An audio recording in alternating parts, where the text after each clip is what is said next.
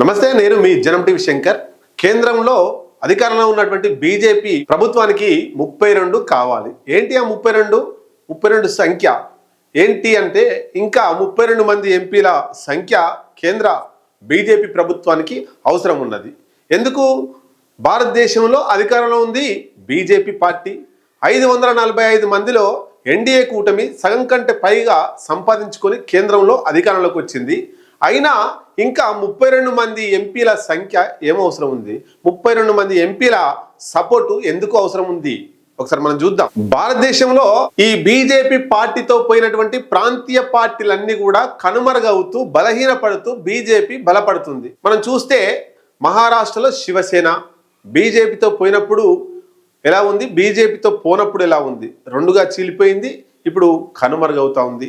NCP party బీజేపీతో పోనప్పుడు ఎలా ఉంది, బీజేపీతో పోయినప్పుడు ఎలా ఉంది, ఇప్పుడు కనుమరుగుతూ వస్తుంది. అట్లాగే ఇంకా మీరు బీహార్లో చూస్తే నితీష్ కుమార్ జేడీయూ ఇప్పుడు ఆయన ముఖ్యమంత్రి పదవిని కాదనుకుని రాజ్యసభకు పోయినటువంటి పరిస్థితి, బీజేపీని నమ్ముకొని. ఇట్లా బీజేపీతో పోతే ఏ ప్రాంతీయ పార్టీ అయినా కూడా బలహీనపడుతూ బీజేపీ బలపడుతూ వస్తుంది.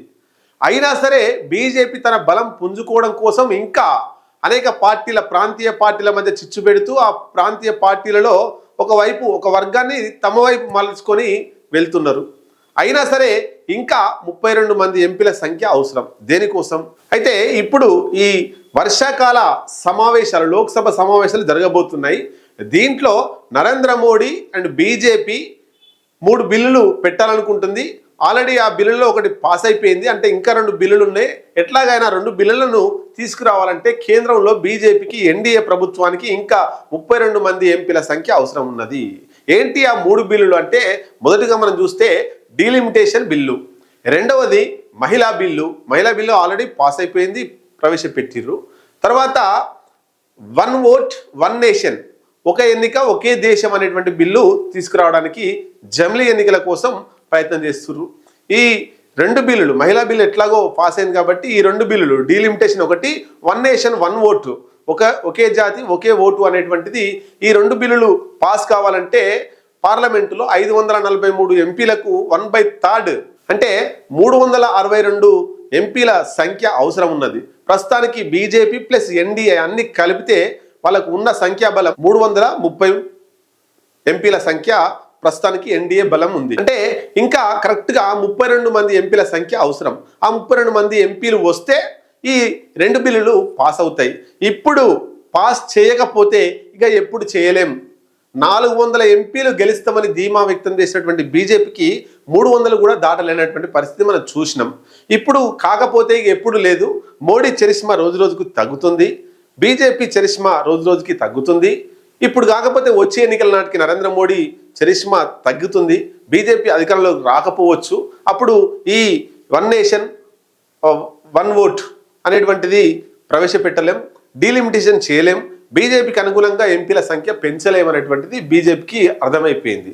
కాబట్టి వచ్చే ఎన్నికల నాటికి ఎందుకు, ఇప్పుడున్నటువంటి ప్రాంతీయ పార్టీలలో చిచ్చు పెడుతూ గ్రూపులుగా చేస్తూ తన వైపు తిప్పుకునే ప్రయత్నం చేస్తుంది. దాంట్లో భాగంగానే టీఎంసీ పార్టీకి సంబంధించినటువంటి ఎంపీలను 20 మందిని తన వైపు తిప్పుకుంది. అలాగే శివసేన ఉద్ధవ్ ఠాక్రే వర్గంలోని 9 మంది ఎంపీలు ఉంటే 6 మందిని బీజేపీ తన వైపు తిప్పుకోగలిగింది. అట్లాగే ఇండిపెండెంట్లు 7 మంది ఎంపీలుంటే బీజేపీ తన వైపు తిప్పుకుంది. అట్లాగే జగన్కి సంబంధించి 4 ఎంపీలుంటే తన వైపు తిప్పుకుంది. ఇట్లా ప్రాంతీయ పార్టీలన్నింటినీ కూడా నిర్వీర్యం చేస్తూ తన వైపు తిప్పుకునే ప్రయత్నం బీజేపీ చేస్తుంది.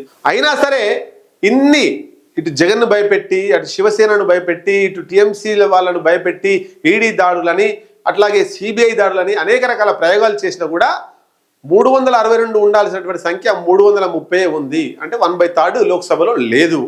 అయినా సరే ఇప్పుడు ఇంకా ఏ ప్రాంతీయ పార్టీనైనా భయపెట్టి ఖచ్చితంగా ఆ సంఖ్యను 333 ఎంపీల సంఖ్యను 362కు రీచ్ కావాలి, 1/3 మెజార్టీ కావాలి, ఈ 3 బిల్లులు ప్రవేశపెట్టాలి, ఆమోదం తెలపాలనేటువంటిది బీజేపీ కంకణం కట్టుకుంది. అయితే దాంట్లో భాగంగానే మన దేశంలో అతిపెద్ద పార్టీ ప్రస్తుతానికి బీజేపీ, ఆ తర్వాత కాంగ్రెస్, 3వ అతిపెద్ద పార్టీ అయినటువంటి ఎస్పీ సమాజ్వాదీ పార్టీ ప్రస్తుతానికి 37 మంది ఎంపీలు లోక్సభ సభ్యులు ఉన్నారు.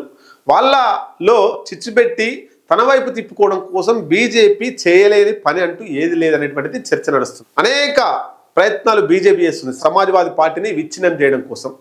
దాంట్లో ఎంతో కొంత మనం విచ్ఛిన్నం చేయగలిగితే, బీజేపీ విచ్ఛిన్నం చేయగలిగితే ఒక 10-15 మంది 20 మంది ఎంపీలు తన వైపుకు తిప్పుకోవచ్చు.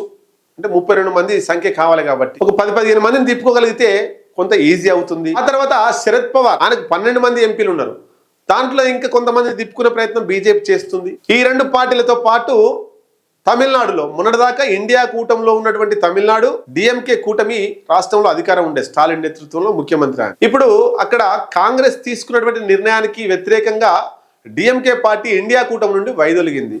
ఎందుకంటే మొన్న పోటీ చేసినప్పుడు డిఎంకే కూటమిలో పోటీ చేసింది కాంగ్రెస్ పార్టీ. విజయ్ అధికారంలో రాగానే విజయ్కి సపోర్ట్ చేసిర్రు, విజయ్ మంత్రివర్గంలో చేరారు కాంగ్రెస్ వాళ్ళు, ఇక్కడ డిఎంకేకు హ్యాండ్ ఇచ్చిర్రు. ఇది జీర్ణించుకోలేని డిఎంకే పార్టీ ఎన్డీఏ కూటమిలో చేరలేదు, ఇండియా కూటమి నుండి వైదొలిగింది. అంటే ఇప్పుడు ఇటు ఇండియాకు సపోర్ట్ చేయట్లేదు, అటు ఎన్డీఏకు సపోర్ట్ చేయడం లేదు. అయితే ఇక్కడ ఎస్పీలో చీలిక వస్తుండొచ్చు, బీజేపీకి మద్దతు తెలుపుతుండొచ్చు, ఎన్సీపీలో శరద్ పవార్లో కొంతమంది ఎంపీలు పోతుండొచ్చు. కానీ ఈ తమిళనాడుకు సంబంధించినటువంటి డిఎంకే పార్టీ మద్దతు కోరుతుంది బీజేపీ, స్టాలిన్ మద్దతు కోరుతుంది బీజేపీ. మొత్తం మీద తమిళనాడుకు సంబంధించి డిఎంకే పార్టీకి 22 మంది ఎంపీలు ఉన్నారు. దాంట్లో అంటే తమిళనాడులోని స్టాలిన్ ఎన్డీఏ వైపు వస్తే తమకు ఈజీగా అవుతుంది. సమాజ్వాదీ పార్టీ నుంచి 10-12 తీసుకుంటే మొత్తం మీద 362 క్రాస్ అవుతుంది. 1/3 లోక్సభలో బీజేపీ ఎన్డీఏ బలం పెరుగుతుంది. కాబట్టి ఇక్కడ మనం చూస్తే స్టాలిన్ బీజేపీకి ఎన్డీఏకు మద్దతు ఇస్తాడు అనేటువంటిది చాలామంది చర్చ తీసుకుంటున్నారు.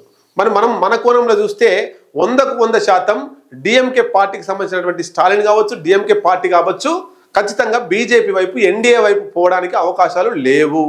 ఎందుకంటే డిఎంకే పక్క ద్రవిడ పార్టీ, బీజేపీకి వ్యతిరేక విధానాలు అవలంబించే పార్టీ, బీజేపీ సిద్ధాంతాలు నచ్చని party DMK party. BJP Hindi రాష్ట్రాల వైపు ఉంటుందని, ద్రవిడలంతా ఒకవైపే ఉండాలని బల్లగుద్ది చెప్పినటువంటి party DMK party. DMK party BJP వైపు పోతుందనేటువంటిది అది అర్ధరహితమైనటువంటి చర్చ. పోయే అవకాశాలు 100% లేవు. అందుకే ఎన్డీఏ వైపు ఏం ఆలోచన చేస్తున్నట్టు కనబడతలేదు స్టాలిన్. అయితే దీనికి ఇంకొక సపోర్ట్ విషయం మనం ఒకసారి చూస్తే, స్టాలిన్ కొడుకు అయినటువంటి ఉదయనిధి స్టాలిన్, ఆయన గతంలో తమిళనాడు డిప్యూటీ సీఎంగా కూడా పనిచేసిండు. ఆయన డిఎంకే పార్టీ సనాతన ధర్మానికి వ్యతిరేకంగా ఉంటుంది అని ఒక స్టేట్మెంట్ కూడా ఇచ్చిండు గతంలో. అంటే బీజేపీ సనాతన ధర్మం కావాలంటుంది, వీళ్ళు సనాతన ధర్మంకు వ్యతిరేకం అని చెప్పారు. కాబట్టి బీజేపీ వైపు పోవడం లేదు. ఇంకొకటి, బీజేపీ వైపు డిఎంకే పోయినా కూడా అక్కడ ప్రజలందరూ కూడా డిఎంకేకు వ్యతిరేకంగా తయారయ్యే అవకాశం ఉంటుంది. బీజేపీ వైపు డిఎంకే పోతే డిఎంకేకు ఆ రాష్ట్రంలో నూకలు చెల్లినట్లే. అంటే మనం గతంలో జరిగినటువంటి ఎగ్జాంపుల్ తీసుకోవచ్చు. అన్నా డిఎంకే జయలలిత నేతృత్వంలో ఉన్న రోజులు బీజేపీకి సపోర్ట్గా ఉంది. జయలలిత మరణాంతరం ఏఐడిఎంకేలో చీలికలు వచ్చినాయి, బీజేపీ ఆ చీలికలను తెచ్చింది. అంటే బీజేపీతో పోతే ప్రాంతీయ పార్టీలలో చీలికలు తీసుకొస్తారు అనేటువంటిది స్టాలిన్కు అర్థమైంది. కాబట్టి తమిళనాడు రాష్ట్రం అంతా కూడా బీజేపీకి వ్యతిరేకంగా ఉంటుంది. బీజేపీ ఎన్ని ప్రయోగాలు చేసినా తమిళనాడులో నడవవు. మనం చూసినాం గతంలోనే, అక్కడ ఎమ్మెల్యేల సంఖ్య, ఎంపీల సంఖ్య బీజేపీ పెరగకపోవడానికి కారణం అంతా కూడా అక్కడ ప్రజలు తీసుకున్నటువంటి నిర్ణయం ఇప్పటికీ కొనసాగుతూనే ఉంది. అందుకనే తమిళనాడు రాష్ట్రంలో బీజేపీ ఇంకా పెరుగుతలేదు. డిఎంకే పార్టీ బీజేపీకి సపోర్ట్ ఇస్తే స్టాలిన్కి నష్టం.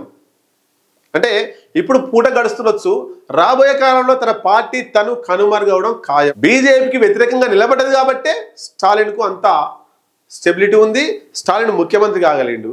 బీజేపీతో నేను స్నేహాస్తం ఇస్తున్నాను ఒక స్టేట్మెంట్ ఇస్తే రాబోయే భవిష్యత్తులో స్టాలిన్ జీరో అవడం ఖాయం. స్టాలిన్ పార్టీ డిఎంకే కూడా ఏఐడిఎంకే కంటే ఘోరంగా పోయే అవకాశాలు ఉన్నాయి. అయితే ఇక్కడ ఇప్పటికిప్పుడు స్టాలిన్ బీజేపీ వైపు పోతున్నటువంటిది కూడా లేదు. ఎందుకంటే ఆయన మీద సిబిఐ అట్లాగే ఈడీ రైట్స్ లేవు, ఆయన మీద ఎట్లాంటి మచ్చలేదు, ఆయన ఫ్రాడ్ చేసినటువంటి దాఖలాలు కూడా లేవు, ఆయన పరిపాలన అంతా కూడా బాగా జరిగింది. కాబట్టి ఆయనను భయపెట్టించి బీజేపీ వైపు ఎన్డీఏ కూటమిలో చేరాలని బీజేపీ చేసే ప్రయత్నం కూడా లేదు అక్కడ, ఎందుకంటే ఎట్లాంటి ఫ్రాడ్ చేయలేదు కాబట్టి. అయితే అక్కడ ఏఐడిఎంకే రెండుగా చీలిపోయింది. ఒకటేమో బీజేపీకి సపోర్ట్ చేస్తే, ఒకటేమో మొన్న గెలిచినటువంటి సీఎం విజయ్కి సపోర్ట్ చేసింది.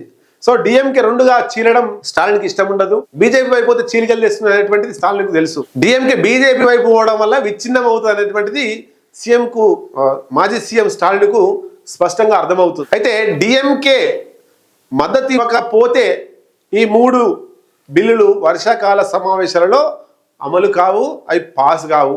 ఇప్పుడు పాస్ కాకపోతే ఇక ఎప్పుడు పాస్ కావు, అది బీజేపీకి తెలుసు. ఇంకొకటి, దక్షిణాది డీలిమిటేషన్ బిల్లు తీసుకొస్తే దక్షిణాది రాష్ట్రాలలో భాగమైనటువంటి తమిళనాడు కూడా నష్టం వస్తుంది అనేటువంటిది సీఎం స్టాలిన్కి అర్థమవుతుంది. సో దక్షిణాది రాష్ట్రాలలో తమిళనాడు కూడా ఉంది. ఆ తమిళనాడుకు నష్టం వస్తే ఆ ప్రజలు సీఎం స్టాలిన్ చీకొడతారు. ఎందుకంటే ఎంపీల సంఖ్య తక్కువ అవుతుంది దక్షిణాది రాష్ట్రాలలో, ఉత్తరాదిలో ఎక్కువ అవుతుంది. కాబట్టి దక్షిణాది రాష్ట్రాలలో పైగా తమిళనాడులో నష్టం చేసేటువంటి ఏ విషయాన్ని కూడా తమిళనాడు ప్రజలు ఒప్పుకోరు, అప్పుడు స్టాలిన్ కూడా ఒప్పుకోడు. కాబట్టి డీలిమిటేషన్ బిల్లు డిఎంకే సపోర్ట్ చేస్తే డీలిమిటేషన్ బిల్లు అయ్యే అవకాశం ఉంది. ఆ డీలిమిటేషన్ బిల్లు వస్తే తమిళనాడుకు నష్టం జరుగుతుంది. అంటే ఇన్ని రకాల కోణాలలో బీజేపీ వైపు డిఎంకే వైపు స్టాలిన్ పోడు అనేటువంటిది మనం అర్థం చేసుకోవాల్సినటువంటి విషయం. అయితే ఇక్కడ బిల్లు పాస్ కావాలని ఇప్పుడే ఎందుకు ఇంత ప్రయత్నం చేస్తున్నారు, ప్రాంతీయ పార్టీలను ఎందుకు విచ్ఛిన్నం చేస్తున్నారు అంటే వచ్చేసారి మోడీ గ్రాఫ్ తగ్గుతుంది, బీజేపీ గ్రాఫ్ తగ్గుతుంది, కాంగ్రెస్ కొత్త కొత్త ప్రణాళికలతో ముందుకు పోతుంది. ఒక రాష్ట్రం, 2 రాష్ట్రాలు, 3-4 రాష్ట్రాలలో ఇప్పుడు పాగా వేసింది. మోడీ పోతే మళ్ళీ ఇంత స్థాయిలో మళ్ళీ బీజేపీని పటిష్టంగా తీసుకొచ్చేటోళ్ళు లేరు. ఇవన్నీ తెలుసుకొని డీలిమిటేషన్ బిల్లు వస్తే ఈ దక్షిణాది రాష్ట్రాలలో ఎంపీల సంఖ్య తక్కువ అవుతుంది. వీళ్ళ ఎంపీలు గెలిచినా గెలవకున్నా ఉత్తరాది రాష్ట్రాలలో గెలిచేటువంటి ఎంపీల సంఖ్యతోటే మళ్ళీ ప్రభుత్వాన్ని ఫామ్ చేసుకోవచ్చు అనేటువంటిది బీజేపీ యొక్క మైండ్ గేమ్. కాబట్టి ఇన్ని మైండ్ గేమ్ల మధ్య డిఎంకే పార్టీ నుండి పోయి డిఎంకే పార్టీ నుండి ఎన్డీఏకు బీజేపీకి మద్దతు ఇవ్వడంలో తమిళనాడు ప్రజల ఆగ్రహాన్ని చూడాల్సి వస్తుంది స్టాలిన్. సో బీజేపీ మరి చూద్దాం, వర్షాకాల సమావేశంలో డిఎంకేని కానీ ఎస్పీ పార్టీని కానీ ఇంకా అనేక పార్టీలను ఇబ్బంది పెట్టి ఖచ్చితంగా ఈ డీలిమిటేషన్, 1 నేషన్ 1 ఓటు ఇట్లాంటి బిల్లులను ఆమోద ముద్ర తెలుపుతుందా లేదా అట్లే ఆగిపోయే అవకాశాలు ఉన్నాయా మనం చూడాల్సింది.